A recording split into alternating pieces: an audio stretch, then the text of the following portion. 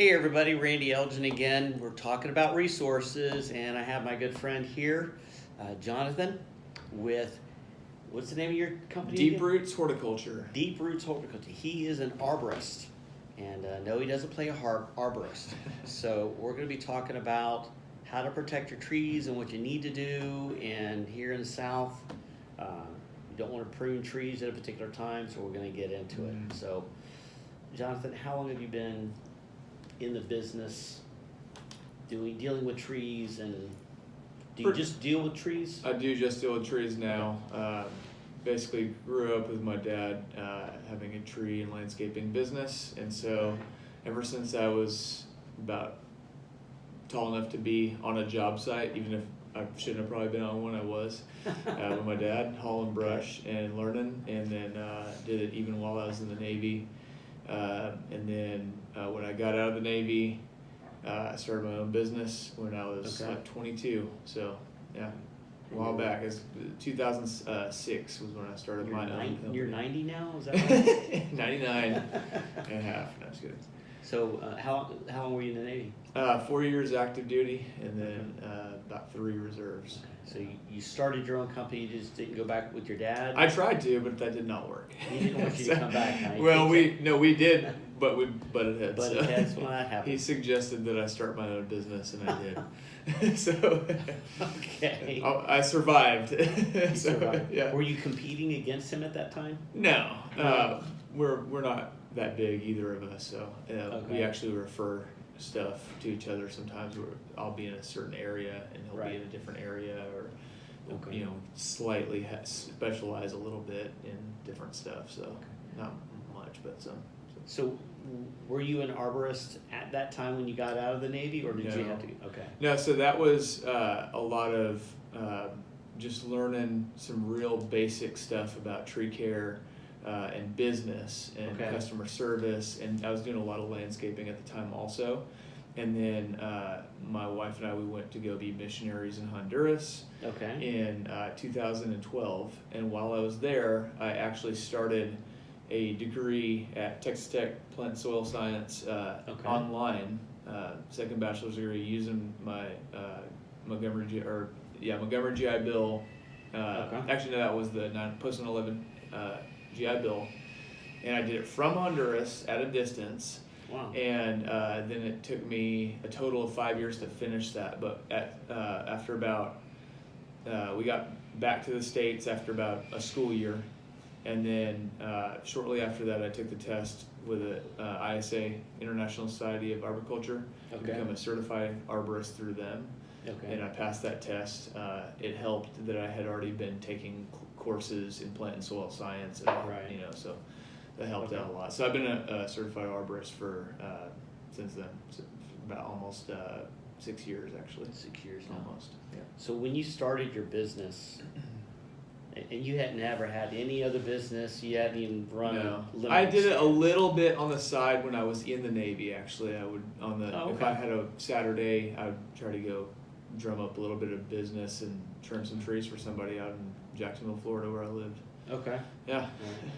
So when you started your official business, do you remember where you got your first client? It was actually in Sonoma, over off of Kyle Seal and Hausman area. Yeah. You just banging on doors? Yeah, knocking on doors, passing out business cards, and feeling very defeated. It was not very fun.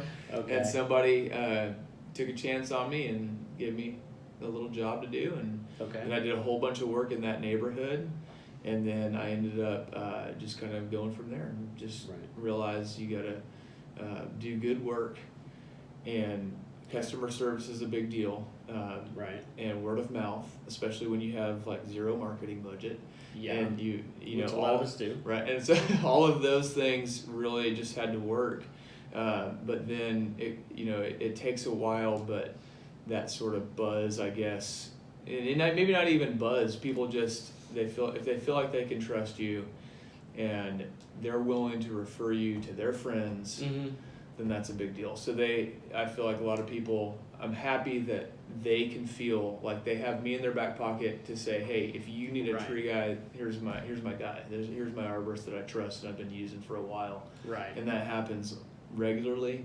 Okay. And I'm really thankful for that. So that's kind of how it started. Was Mm-hmm. maybe I didn't know the most at the beginning. Sure. But I tried to do the best I could. Right. And try to really strive for customer service. And I really try to learn how to start. Really, what it is feeling people out. What are they really trying to get? What are they trying to accomplish? Yeah.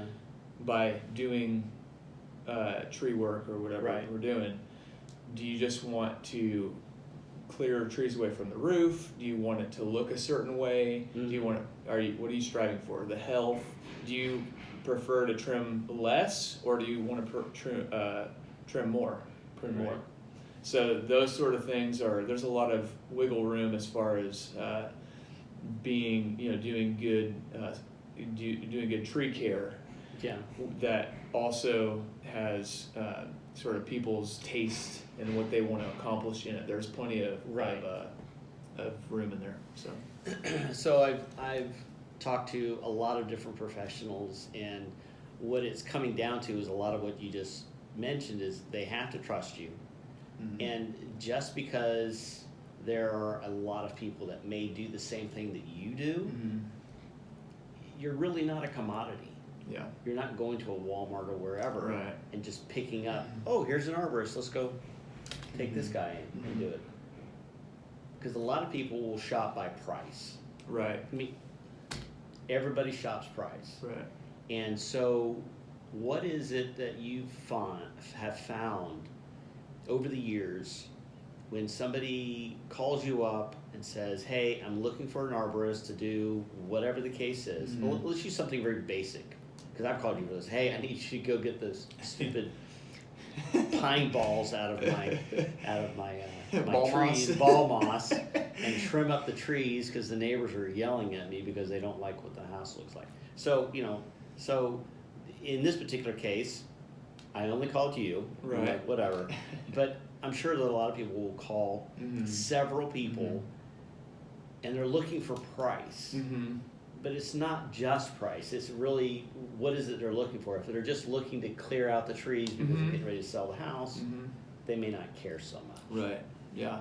Yeah. If price is the concern, or if you're real picky, don't call me. That's gonna work. But what a lot of people will tell me is a lot of times I'm not the cheapest, Right. but they'll get multiple bids and they'll still choose our company over Right. somebody else because they feel like they're getting quality service, especially if somebody that has referred them and said, hey, this, I know, you can shop around, but this is the guy to use. Yes.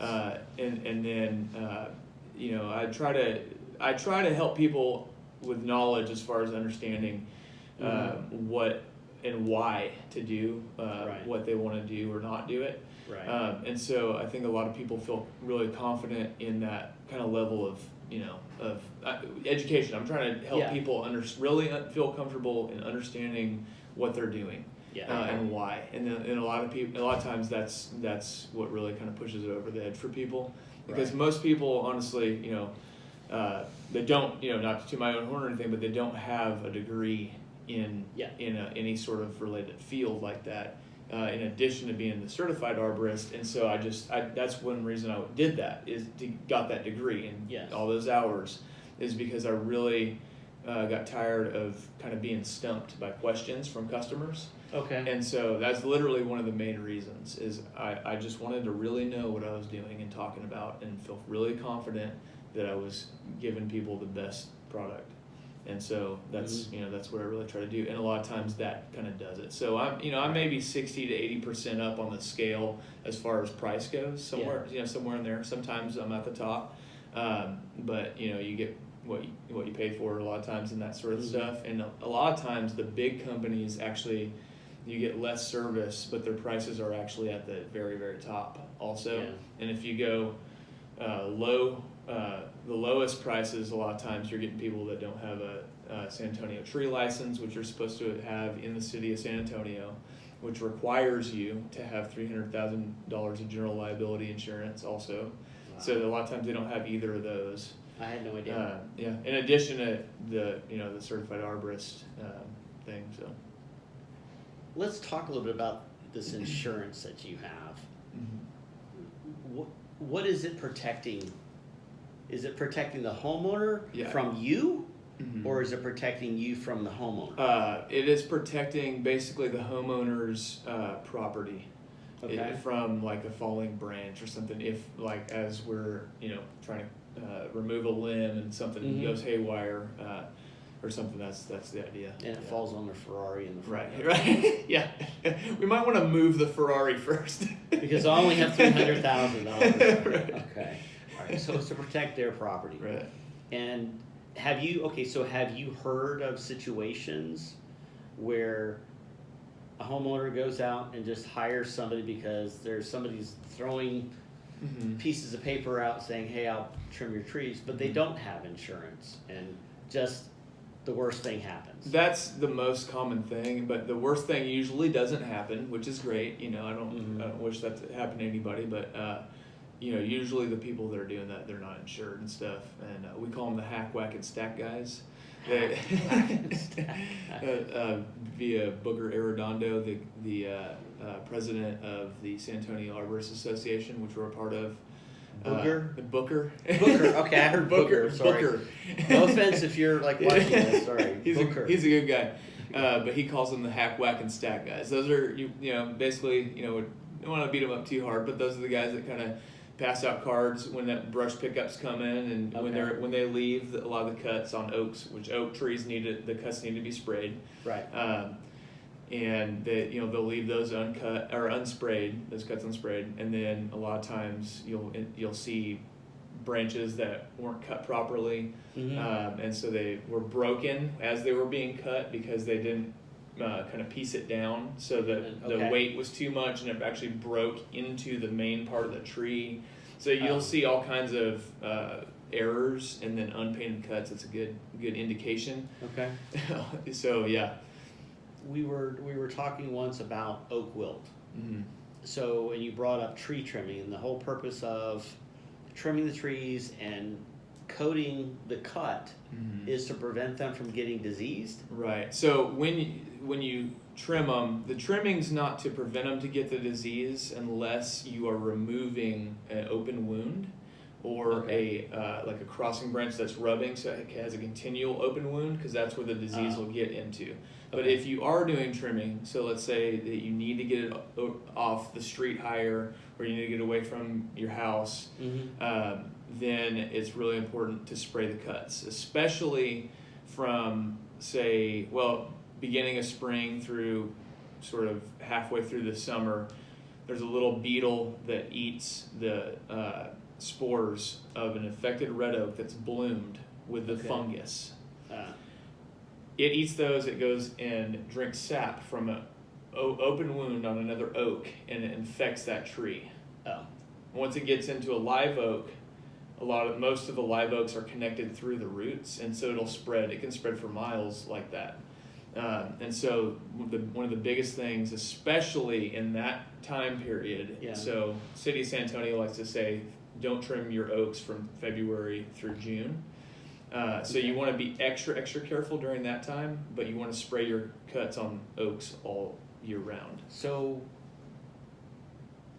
I've cut limbs on my own house and at my own property. Is there a certain diameter of a limb that we should spray? Because a lot of times we'll have this branch, and then suddenly you'll have all these sprouts on it. Right. Can you take all those off and not spray the entire branch? Well, really you can. All the experts that I've talked to, including Dr. Apple, who's the state plant pathologist up in A&M, him and everybody else says basically if it's about the size of a quarter or smaller, you don't really need to. City of San Antonio still wants you to. They like to be thorough. It's in their ordinance and all that sort of stuff. So yeah, I mean, you really try to do it on all of them, but it's not really a humongous deal if you miss the small ones, really. And then also, on the oaks, the ball moss, a lot of people think that is related to oak wilt, and it's totally separate. It's a bromeliad, and so it basically is like an orchid or something where it gets everything it needs out of the atmosphere, and so it's not a parasite. There's a lot of theories of why it seems to be connected to oak wilt trees, trees that have been killed by oak wilt or something, but there's absolutely no evidence of that, scientific evidence of that. So Somebody told me one time that the ball moss is actually related through the family of pineapple. oh yeah, okay, because pineapple is not like a typical plant where it's just roots in the ground. It does, but it's more like an orchid. Okay. Those are kind of all in the same sort of family or whatever. Genesis. Yeah. No, let me see. Is it kingdom, phylum? Anyway, so somewhere up, a little things. higher up in there is where it is. So the going back to oak wilt, I was told that once you have oak wilt, you can't get rid of it, and you're going to have to take out the trees and rip out the roots. Okay. Set me straight. Okay, so and also you can trim during the season where they say it's best not to if you need to. If it's already something that's rubbing, like I said, a broken branch, or it's getting hit by vehicles passing by, so if you need to trim it up, get it off your house, all those sort of things. If you need to trim it, trim it. Okay. But just spray the cuts really quick and know where the oak wilt disease centers are. And those are mostly, let's say, Hollywood Park, Helotes, Castle Hills, and then up in Bernie and the Hill Country, there's a good amount of oak wilt. So it gets into an area and it kind of spreads out logarithmically, so it gets bigger. The circle keeps getting bigger. Logarithmically? Yeah. That's a big word, man. Exponentially. Oh, great. Well, I got 2 degrees, remember? Oh, yeah. Okay. So it just keeps going out, all that calculus, Don't bring it back. But it just keeps getting bigger, and so it keeps spreading in all directions like that. Geometrically. There you go. And so the idea is that the fungus gets into the tree and that it kills it, but they use a certain kind of fungicide, and they can inject it into a tree. Okay. And then that basically helps the tree to just survive regardless of the fungus being in there or not. It doesn't necessarily mean that the fungus is not in the tree anymore, but it can actually bring them back, or it can actually cause it to basically have no symptoms of having oak wilt. So it kind of inoculates it. Kind of, in a sense. In effect, yeah. Another big word. Yeah, in effect, inoculate.